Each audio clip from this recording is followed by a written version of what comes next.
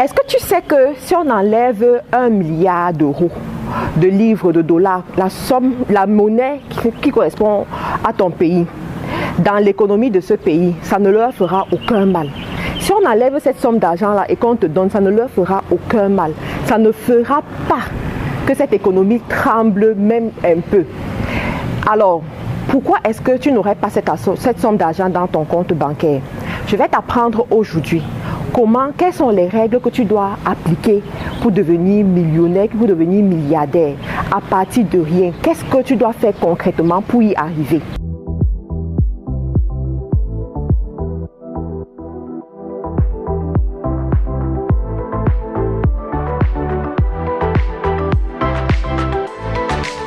Je suis Marthe Karine, je suis entrepreneur e-commerce. Mon rôle ici, c'est de t'aider à avoir plus, c'est de t'aider à désirer plus, c'est de t'aider à être millionnaire, c'est de t'aider à être milliardaire, quel que soit l'endroit où tu te trouves, quel que soit le pays où tu es, cela est possible. Avant de commencer à te donner les règles que tu dois appliquer, j'aimerais te dire que c'est le droit de tout le monde de désirer une vie meilleure.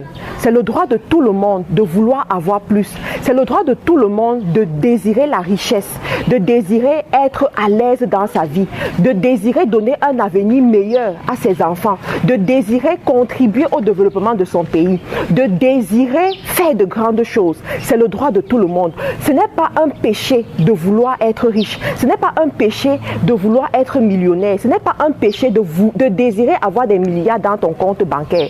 Parce que je sais qu'il y a certaines personnes, quand tu leur parles déjà de milliards, ils pensent déjà à la sorcellerie. Ils pensent déjà à toutes les mauvaises choses qu'on peut imaginer quand on parle de l'argent. L'argent n'est pas un péché. Désirer avoir plus n'est pas un péché. Alors, pour toi, quelles sont les règles que tu dois appliquer? Qu'est-ce que tu dois faire étape par étape pour y arriver? J'aimerais partager avec toi mon expérience. Si tu ne connais pas encore qui je suis, par quoi est-ce que je suis passée. Il faut savoir que je commence à faire tout ce que je suis en train de faire aujourd'hui là grâce à un désir que j'avais exprimé une fois. J'ai écrit sur YouTube comment devenir millionnaire et j'ai commencé à écouter les vidéos des personnes comme Grant Cardone, les personnes comme Oprah Winfrey, les personnes, en fait, tellement les Ricardo Kanyama, des personnes qui m'ont amené à comprendre que je pouvais être né d'une famille pauvre, mais je ne dois pas mourir pauvre. Ça m'a réveillée et ça m'a amené à désirer plus. Ça m'a amené à me lever chaque matin pour aller chercher ce qui était à moi. Il faut savoir que les richesses se renouvellent tous les matins. Et c'est ta décision d'aller chercher ce qui est à toi chaque matin. Alors la première des choses que tu vas apprendre à faire quand tu décides d'être un millionnaire ou une milliardaire ou comme tu veux, mais choisis, ça doit être haut. Tu dois avoir une cible, un désir profond, la raison pour laquelle tu aimerais atteindre ce niveau dans ta vie. Pourquoi est-ce que tu vises cette dimension? Ne cherche surtout pas l'argent. C'est vrai, on dit millionnaire et tout ça en termes d'argent, mais dans ton cœur, ta motivation ne doit pas être d'avoir beaucoup d'argent. Ta motivation doit être peut-être de donner plus de travail aux gens. De dire que cette année, je vais donner du travail à 10 personnes de plus. Je vais donner du travail à 20 personnes de plus. Mais tu sais quoi? Plus tu donnes du travail aux gens, plus tu gagnes. Plus tu permets aux gens de gagner de l'argent, plus ton argent également augmente dans ton compte bancaire. Ta motivation peut être de vouloir donner à ta famille un avenir meilleur. La Bible que je vais citer ici, pour que tu comprennes certaines choses, dit que l'homme juste laisse un héritage aux enfants de ses enfants. Ça suppose que toi, en tant qu'une personne mature, tu dois avoir assez pour laisser à ta deuxième génération, je dirais même à ta quatrième génération. Tu dois pouvoir construire des richesses pour mettre tes enfants à l'abri du besoin. Tu peux être né dans une famille où on ne buvait pas le lait le matin. Tu peux être né dans une famille où il te fallait marcher des kilomètres pour aller à l'école. Mais ça ne veut pas dire que tes enfants sont obligés de passer par là pour comprendre la souffrance et être intelligent. Ce n'est pas la souffrance qui rend un homme intelligent, mais c'est l'éducation, c'est l'expérience. Donc, tu peux décider de mettre sur pied des stratégies qui vont faire en sorte que ta famille soit à l'abri du besoin. Ta motivation également peut être de lutter contre la pauvreté en Afrique.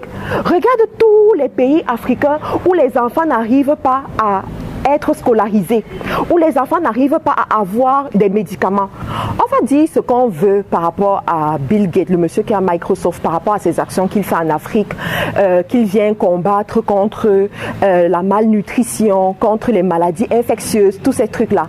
Mais il utilise ce moyen d'aider les gens pour être riches. Plus il agit de cette façon, plus sa richesse augmente parce qu'il respecte ce qu'on appelle les lois. Vous comprenez?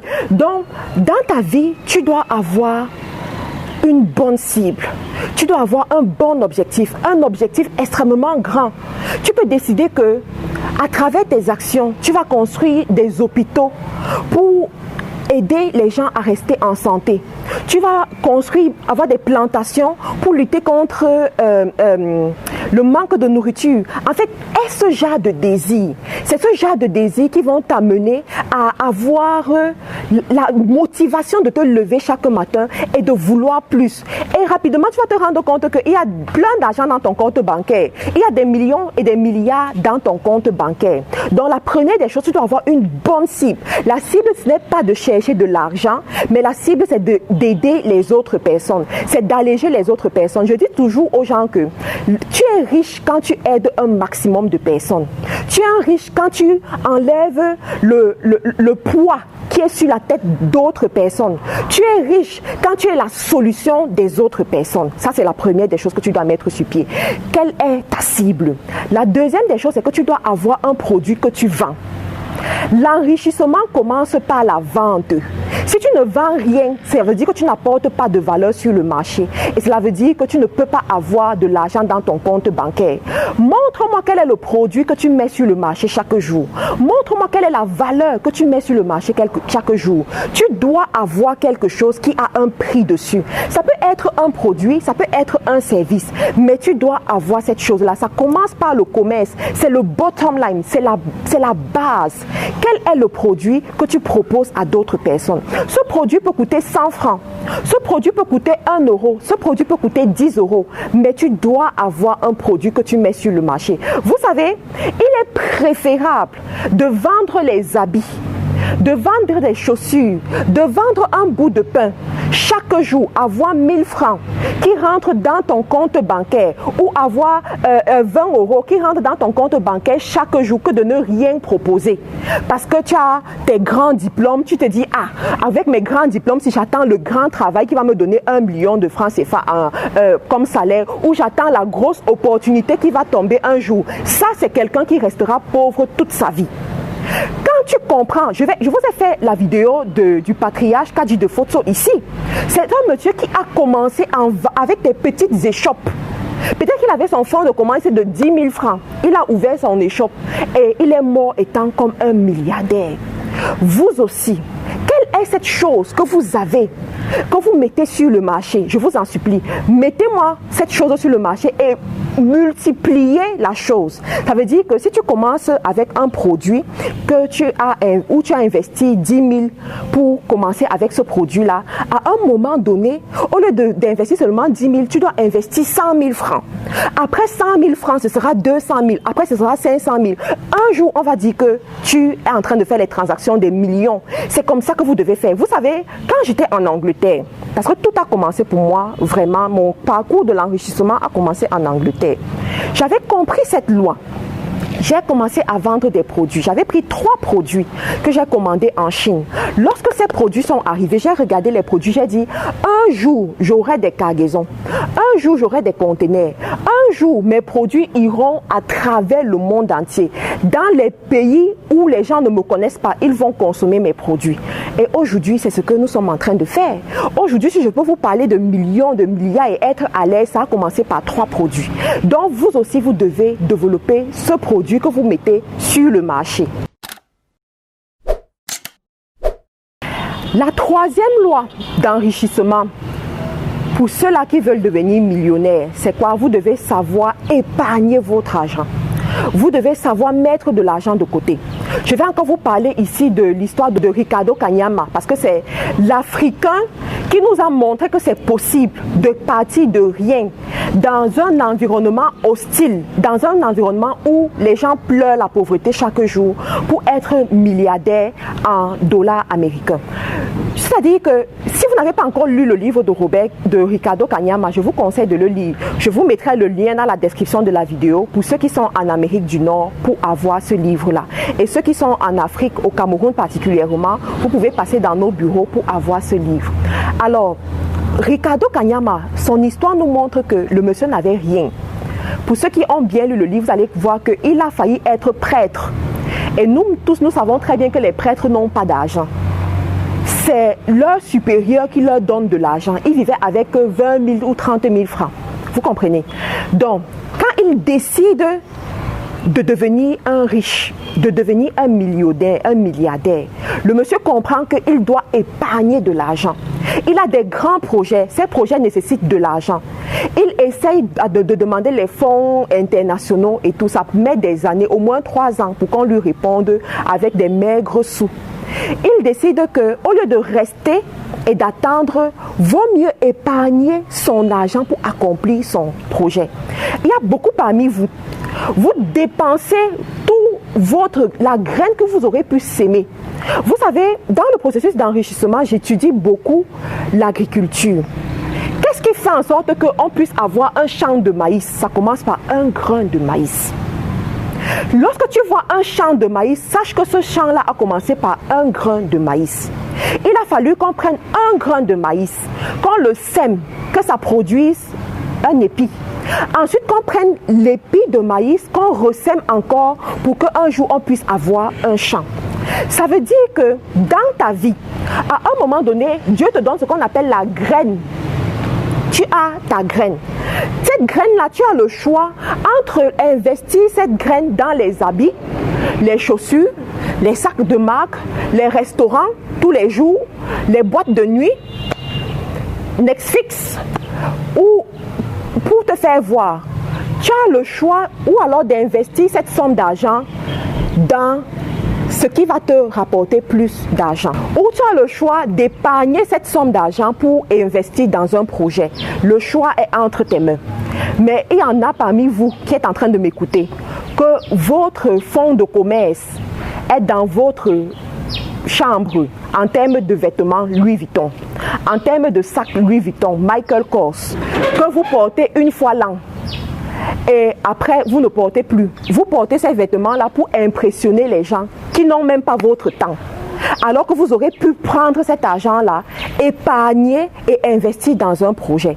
Lorsque j'enseigne aux femmes l'enrichissement, je leur dis toujours, l'une des choses que vous allez faire comme exercice, c'est aller dans votre garde-robe, enlever tous les habits, tous les sacs à main, tout ce qui est de marque là, de mettre sur eBay ou sur Amazon ou sur Facebook, vendre toutes ces choses-là, prendre de l'argent, acheter la marchandise et commencer votre business. Parce que ce n'est que de cette façon-là que vous allez vous positionner pour être millionnaire ou milliardaire un jour. La 4e loi que vous allez appliquer pour être ce futur millionnaire ou milliardaire dans la monnaie que vous aurez choisie, c'est la loi de l'investissement. Quand on parle d'investissement, beaucoup de gens imaginent l'investissement immobilier. Je dis non, ce n'est pas comme ça qu'on réfléchit. Vous ne pouvez pas viser investir dans l'immobilier alors que vous n'avez pas encore une source d'argent, une source de revenus qui vous apporte le cash flow. S'il vous plaît, écoutez très bien cette partie parce que c'est l'une des erreurs que je vois les gens commencer à faire. Tu commences ta vie en tant que jeune homme ou jeune femme. Tu n'es pas encore marié ou tu es déjà marié. Le premier investissement que tu peux faire, c'est l'immobilier. C'est mal réfléchi, mes frères, je vous assure. C'est mal réfléchi parce que tu es en train d'aller stocker de l'argent quelque part où ça ne va pas te rapporter le cash flow en abondance. Tu vas enterrer, je vois c'est des gens en Europe comme ça, vous enterrez peut-être 10 000 euros dans un investissement immobilier qui va vous rapporter 300 euros par mois. Pour moi, ce n'est pas un bon deal pour un début. Au contraire, tu ferais mieux d'aller investir cet argent sur un business qui peut te rapporter 5 000 euros par mois. qui peut te rapporter même 10 000 euros par mois. C'est possible. Aujourd'hui, avec les business en ligne, c'est possible. Tu peux investir sur un business, tu peux te former, tu peux payer une formation. On te montre comment est-ce que tu vas faire 1 000 euros par mois en ligne, 5 000 euros, 10 000 euros par mois en ligne. Et ça te crée ce qu'on appelle le cash flow. S'il vous plaît, écoutez très bien cette leçon de l'investissement. Ça te crée ce qu'on appelle le cash flow. Quand tu as ce cash flow qui rentre dans ton compte bancaire constamment, chaque mois, tu es sûr d'avoir cette somme d'argent. Et ce que tu vas faire, c'est que tu vas augmenter, tu vas faire ce qu'on appelle scaler pour que ça te rapporte plus d'argent. C'est la raison pour laquelle vous avez beaucoup de milliardaires aux États-Unis parce qu'ils ont compris ça. Les Américains, ils vont à des conférences qu'on paye 5 000 $ pour 2 jours.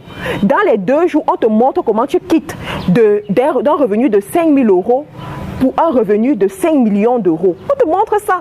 Ils ont des stratégies par rapport à ça et c'est ce que je suis en train de vous enseigner. Donc, vous devez avoir un business qui vous rapporte le cash flow. Lorsque vous avez un business qui vous rapporte le cash flow, vous pouvez donc investir dans l'immobilier. Ça peut vous prendre 2 ans, ça peut vous prendre 3 ans. Vous constituez un bon cash flow. Le cash flow même vous permet d'avoir la mise de fonds, une bonne mise de fonds parce que si votre mise de fonds n'est pas intéressante, votre investissement immobilier va vous asphyxier à un moment donné. Et moi, je crois que l'homme riche, c'est l'homme qui n'a pas de dette.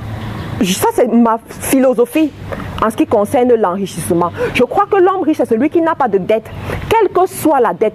Il y a une femme américaine que je suis beaucoup. Elle, lorsqu'elle fait ses conférences, elle commence en posant la question de savoir qui sont ceux-là qui ont les dettes, quelle que soit la dette. Et elle commence par leur dire que vous n'êtes pas encore riche. Ce que vous avez, c'est vous êtes gardien des biens d'autres personnes. Ce n'est pas encore pour vous. Tant que ça n'est pas totalement à votre nom, tant que vous devez à quelqu'un, ce n'est pas encore pour vous. Vous comprenez? Donc, vous devez investir dans l'immobilier et réduire les dettes. Et pour pouvoir réduire ces dettes-là, il faut que votre mise de fonds soit intéressante. Et pour que votre mise de fonds soit intéressante, il faut que vous ayez créé les cash flows quelque part. Dans l'investissement, vous allez investir dans le premier business qui vous rapporte de l'argent. Ce premier business va vous ouvrir la porte à d'autres business également. Vous recrutez des personnes pour gérer ce que vous connaissez déjà. Écoutez très bien. Vous recrutez des personnes pour gérer ce que vous connaissez déjà et puis vous évoluez. Plus vous évoluez, plus vous créez votre capital avec tous les cash flows que vos business génèrent. Et c'est ça qui peut vous permettre d'investir dans l'immobilier à gauche et à droite. Parce que, en fin de compte, l'investissement immobilier, c'est un investissement qui est sur le temps.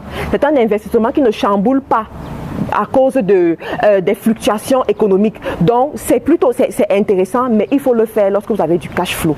J'espère que cette petite vidéo vous a aidé et va vous permettre de réfléchir comme des vrais millionnaires, des vrais milliardaires et de construire votre richesse. Si vous êtes nouveau sur cette chaîne, je vous prie de bien vouloir vous abonner parce que nous allons avoir de plus en plus ce genre d'enseignement sur l'enrichissement parce que cette année, j'aimerais voir le maximum de personnes devenir millionnaires, devenir milliardaires. Bientôt, on va même changer de catégorie. On ne dira plus la présidente des millionnaires, mais on dira la présidente des milliardaires. Le moment viendra où je vais vous faire cette annonce-là. Entre-temps, restez scotchés, abonnez-vous à la chaîne, partagez les vidéos aux autres personnes. Au revoir.